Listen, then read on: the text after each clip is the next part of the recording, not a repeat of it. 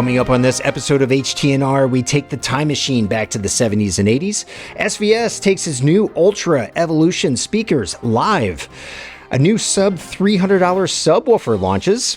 Bowers & Wilkins unveils its 8th signature series of speakers. We've got a new large flat panel TV launching at the end of April. And of course, we take a look at what's happening in the world of movies and discs. Hey there, how's it going? Welcome to this week's edition of HTNR, that's Home Theater News Review. My name is Todd with the Home Theater Forum at avnirvana.com. You can watch this podcast on our YouTube channel or listen to it on Spotify and iTunes. And of course, if you have a moment, please leave us a review as that helps others find us on the various podcast services. And definitely come hang out in our community over at avnirvana.com. Today is April 1, 2024. Keep your head on a swivel, folks. It's April Fool's Day. And here's my pledge to you, friendly listener. Today's show will be 100% prank free. We're talking straight shooting all the way. You can take that to the bank.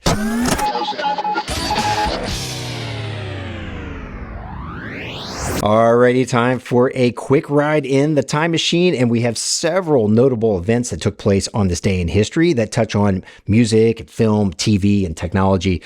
On April 1, 1970, then President Nixon signed into law the banning of cigarette advertising on TV and radio. And now this ban actually didn't go in effect until January 2nd, 1971. You're probably wondering why, and the answer is really simple. Bowl games on New Year's Day. That's right. Broadcasters still wanted to be able to air cigarette commercials during bowl season. That is college football season here in the United States, right at the end where teams play in what we call bowl games. And I guess you'd have to assume that advertising revenue had already been locked down by the network. So they were given a 9-month grace period. And right after that, their ability to have that kind of advertising went away. 6 years later, in 1976, and this is probably one of the bigger events to happen in modern human history, Apple was founded as Apple Computer Company to produce and market Steve Wozniak's Apple I personal computer. The company was later incorporated by Wozniak and Steve Jobs in 1977. And if you were alive in the late 1970s, you probably remember the Apple II personal computer, which became one of the first mass-produced microcomputers. It had, catch this, 4 kilobytes of RAM, an audio cassette interface for storage, and the basic programming language built into its ROMs. And now in my household, where I grew up, we did not have the Apple II in our house. Instead, we had a really great machine. It was an Atari 800 personal computer, which I believe that was probably launched in maybe 1978, 1979, somewhere in there. It also had a cassette drive that we could store programs on. It had a floppy drive and also these cartridges that you could plug into the middle of the computer. And I'm pretty sure that my parents probably brought that into our house for educational purposes, but my brother, Ken, somehow he gained access to floppy disks that were just loaded with bootlegged games, and we, of course, quickly made copies of those. We're talking about games like Miner, 2049er, Q*bert, Archon, the original Castle Wolfenstein, one of my favorites, a game called Mule. And boy, that computer got a serious workout in our house, and I can pretty much confidently assure you it had nothing to do with education. Sticking in the 1970s on this day, in 1978, The Bob Newhart Show. That was a popular sitcom here in the United States that aired for the final time on CBS.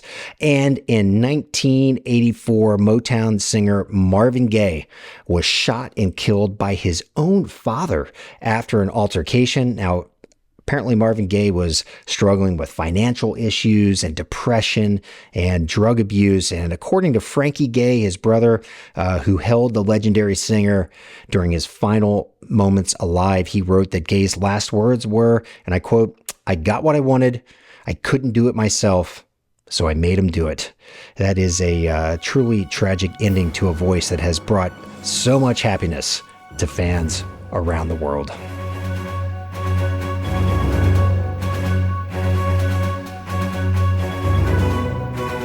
All right, we are back to the here and now. Let's dig into the biggest stories in the world of home theater, headlined by SVS opening orders for its new Ultra Evolution speaker line. These speakers were first announced several months ago, and they now stand officially as SVS's flagship series. There are 7 models in all, including 3 floor-standing speakers, 2 bookshelf speakers, a 3-way center channel, and a height effects surround speaker. Now, this is different than what we've seen in the past from SVS, particularly when it comes to their flagship line of speakers. The discontinued Ultra line had a single tower model, a bookshelf model, and the on-wall surround model, and that was it. Now we're entering a place where there are variations on the most expensive version, the Ultra Evolution Pinnacle, and that is a speaker that sells for $5,000 per pair. And we've seen this kind of tactic before, very reminiscent of Golden Ear's Triton lineup, and in my opinion, this is a great thing. It gives audio fans flexibility when it comes to budget and size. So if you want to buy into the flagship series and $5,000 is pushing your comfort level just a little bit, or maybe you need a speaker that's a little smaller, well, you can dial things back and still gain access to the sonic signature SVS has crafted for the line. Now, once again, SVS is reaching for a version of an aluminum dome tweeter. This one's a little different than what was on the Ultra series, but still aluminum dome. There's a little part of me that would have liked to have seen them explore ribbon or AMT tweeters. But I do have to say, after thinking about this for a while, I love the fact that current SVS owners can mix and match the new speakers with both Prime and Ultra speakers without having to worry about the sonic signatures misaligning too much. And I say that, but if you're considering the Ultra Evolution for the front end of your room, I personally would go ahead and upgrade all 3 speakers in the front of your room just to make sure the mid and high frequencies seamlessly blend. And that is super important for that front soundstage. Head over to our forums homepage. We have an article up talking about some of the speaker's other design elements, including the acoustically centered time-aligned cabinet that gives most of the models in the new line that curved kind of focal content number 2 look. We also have links over to the various new models, including links to the older Ultra towers and bookshelf speakers that are being sold at seriously low closeout prices. Right now, folks, if you want to get access to some really, really good speakers and you don't want to pay the premium, go check out those speakers. We have links right in that article on our homepage. Now, in terms of what's available now in the new Ultra Evolution line, SVS says that finish options will initially be limited, but that all models will soon be available in piano gloss black and white, and that really nice premium black oak wood veneer finish that I think is perfect for blackout home theater room environments. The Ultra Evolution Nano and Ultra Evolution Tower models will ship later in Q2. Sticking with the theme of new speakers, Bowers & Wilkins has spruced up its 700 series loudspeakers with the 702 S3 signature line. Now, last year I had a chance to visit Bowers & Wilkins out in Carlsbad, California for a media launch event for their new 800 series signature speaker line. So I have a pretty decent idea of the insane levels of detail they commit to their signature releases. And this is only the 8th time in 33 years since they started making signature lines of speakers that the company has given a speaker the signature treatment. So it's a rarity. And when you think of the notion of attention to detail and craftsmanship, folks, Bowers & Wilkins takes that, and it's already at a very high level for them, and they just blow it up into an entirely new stratosphere, from every screw right down to the exquisite finish on these speakers. Oh, it's just, they are so wonderful. We're just talking about next level gorgeous. We did release an 800 signature video from that launch event last year, so if you want to get an up close look at some of the ins and outs of what they did to that speaker, go over to our YouTube channel and give that a watch. Now, for the 702 S3 signature speakers, buyers are going to gain access to upgraded capacitors and revised inductors in the crossover. There's also trickle-down technology when it comes to some things like the tweeter cover, and the finishes on these speakers are unique to the release. We're also seeing the introduction of a horizontal center channel that allows the 702 S3 to be used in a home theater or media room setting, which is a really nice little twist to the line. Pricing, of course, isn't cheap. We're looking in the realm of $9K per pair for the tower models, $4,500 per pair for the stand mount model, and $3K for the center channel. We've got all the details over on avnirvana.com. RSL Speakers has launched a new subwoofer that lands on the exact opposite end of the affordability spectrum. Priced at just $299, the new Speedwoofer 10E is one of 3 new Speedwoofer offerings, topped by the $449 10S Mark II and the $799 12S subwoofers. So what you're getting is a 10-inch woofer, a 300-watt Class D amp, and a highly manageable ported cabinet that's basically 15 inches cubed, and it's weighing about 40 pounds. So easy to place, easy to move around. RSL says the woofer has a stamped steel basket, which is different than the 10S Mark II's cast frame, and the speaker doesn't carry speaker level inputs, low level outputs, or a built-in wireless receiver. So we can see where RSL is shaving off bill of materials to take the 10S Mark II down to another price level. You lose some connectivity, though you're likely not going to need it. And if you want that wireless connectivity, they're offering their wireless connection kit for just $80 at checkout. It's normally $100. And the amp section is slightly less powerful. And I believe you also lose a flared rear port. But at the same time, you're gaining a sub that only costs $300, and it can hit down below 30 hertz. I think it's spec to go down to around 26 hertz, which is plenty to give you a decent taste of bass with music and movies. We're going to have to wait for reviewers to get their hands on these to see what this sub is capable of. But I think this sounds like it's going to be a great option for a small room, possibly if you corner loaded a medium-sized room in your home. The 10E is shipping now. And our last bit of news comes out of Vizio. Last time we checked in on Vizio, the company was being acquired by Walmart. And now we're seeing a new entry-level model. It's an 86-inch 4K LCD TV with an IPS LCD panel. Now, you might remember from last week, we talked about IPS or in-plane switching panels versus VA or vertical alignment panels. Just as a little refresher, IPS gives you better off-axis performance, where viewing angles from the sides result in a more accurate picture. So you're going to get better contrast and color when you're looking kind of off to the side toward the TV, which is great if you have a big room and you have a lot of seating that goes around to the sides. Now, if you're sitting dead on, the VA panel is going to give you a better experience because you're going to get better contrast. Of course, that means deeper blacks and better performance when the lights go off. The pricing for this new TV is landing at just $999, which sounds, quite frankly, almost unbelievable for an 86-inch TV.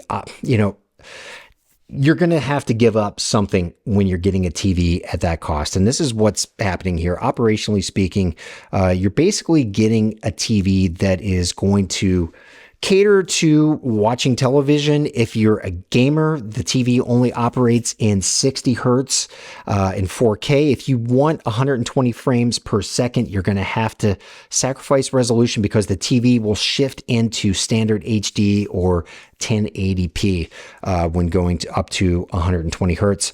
Also, the backlighting isn't deployed in a way where there are local dimming zones. So that means it will take another hit on contrast performance.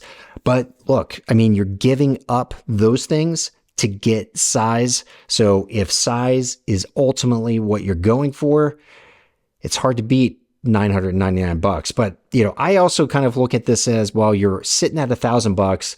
there are probably going to be some deals coming up on OLED TVs in that 65-inch range that are going to be landing pretty close to 1K. Me personally, I would go for the better picture quality, but I know size is a big factor for a lot of folks. So there you have it, $999 from Vizio coming at the end of April. You'll be able to pick it up in stores.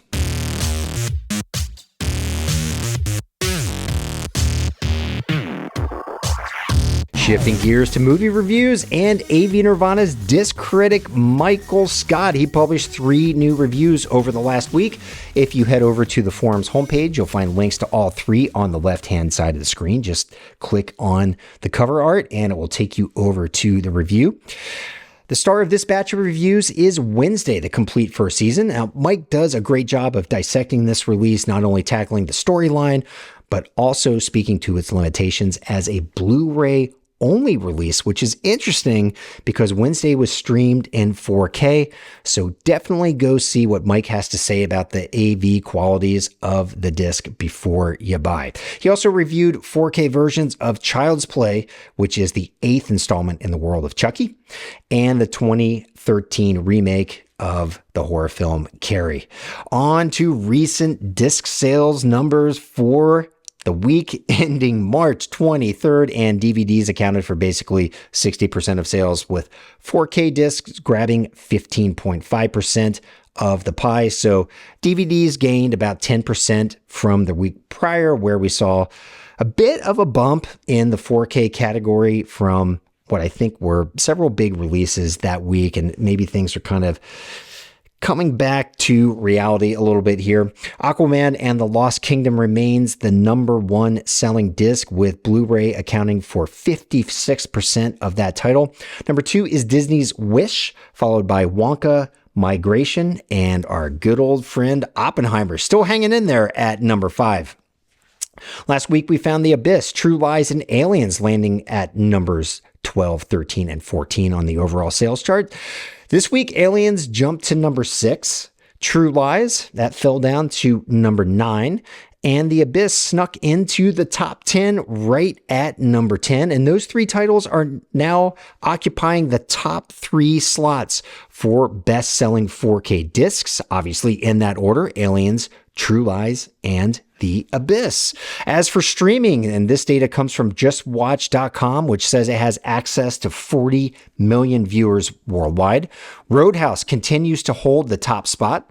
Number 2 is Anatomy of a Fall. Number 3 is Poor Things. And the top 5 is rounded out by Ghostbusters Afterlife and The Passion of the Christ. And the number 1 streaming TV show is currently Three Body Problem, a sci-fi based on a book. And now this is a Netflix exclusive series.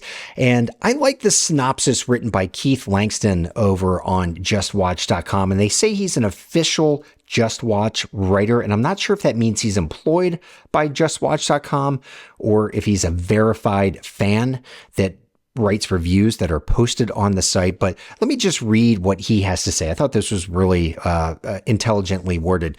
Based on the periodical turned novel of the same name, Three Body Problem creates a deeply profound story about humankind's first contact with aliens.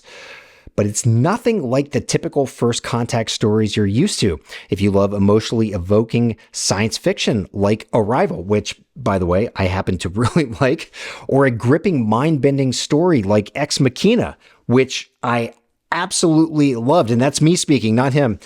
Three Body Problem is a must watch. Plus, the series is made by Game of Thrones creators David Benioff and D.B. Weiss, and has all the makings to be streaming's next bingeable obsession. And I absolutely loved Game of Thrones, so I've got to go check this out. I usually don't watch things like this, but this is going to have to fit somehow into my limited watching schedule that I have.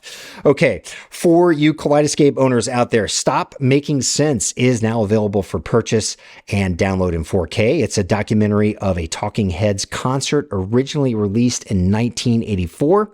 It was originally released on Blu-ray in 2009 and has gotten 4K refresh, compliments of A24. Kscape owners have access to it a month before it lands on 4K UHD disc, and Godzilla x Kong: The New Empire is up for pre-order. Now, this movie just opened in theaters, and it made $80 million over Easter weekend, which crushes the $31 million that Godzilla vs. Kong made on its opening weekend just a few years ago. So that might be one worth checking out. I have not seen a digital release date for the film, so it's hard to predict when it's going to hit streaming and Kscape systems.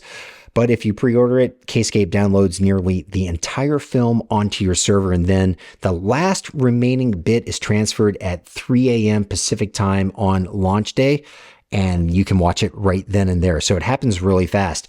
And if you're bargain hunting, Kscape has Mission Impossible: Dead Reckoning on sale in 4K for $14.99, and you can buy a bundled package of all 3 Guardians of the Galaxy movies in 4K for just $34.99.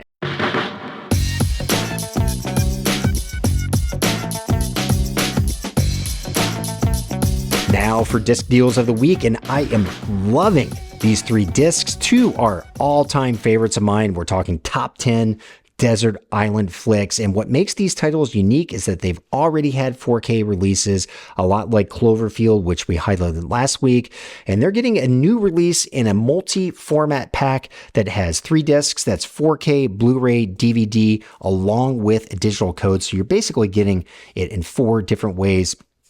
All 3 are up for pre-order on Amazon for just $10.99. The catch is you have to wait until mid-May for their release. Now, one of these films is called The Lost City.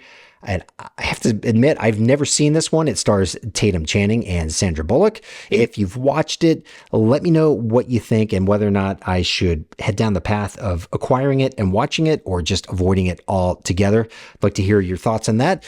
The other 2 flicks, though, these are, in my opinion, world beaters. We've got The Hunt for Red October, which I've watched dozens upon dozens upon dozens of times. It is a stone cold classic.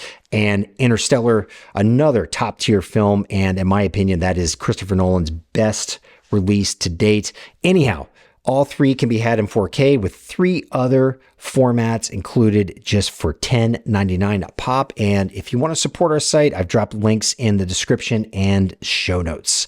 And for our featured gear deal of the week, we have Polk Audio's Magnify Max AX 7.1 channel soundbar, which is on sale right now for $599. That's $200 off its regular price of $799.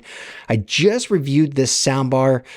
You can find that review over on avnirvana.com. And I actually have one installed right up in my living room. It's really fantastic. It's easy to set up. It seamlessly integrates.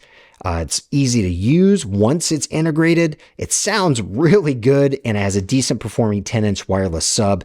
I think at $599, this thing is a total steal. I'll drop a link to that review right down in the description and show notes. And look, if you're looking for better audio with your TV and you don't want something that's going to take up a lot of room, this guy is going to get it done for you. So definitely go over and check out that review. And my friends, that's a wrap for the week beginning April 1, 2024. Please be kind to each other out there, and I'll see you on the forum at avnirvana.com.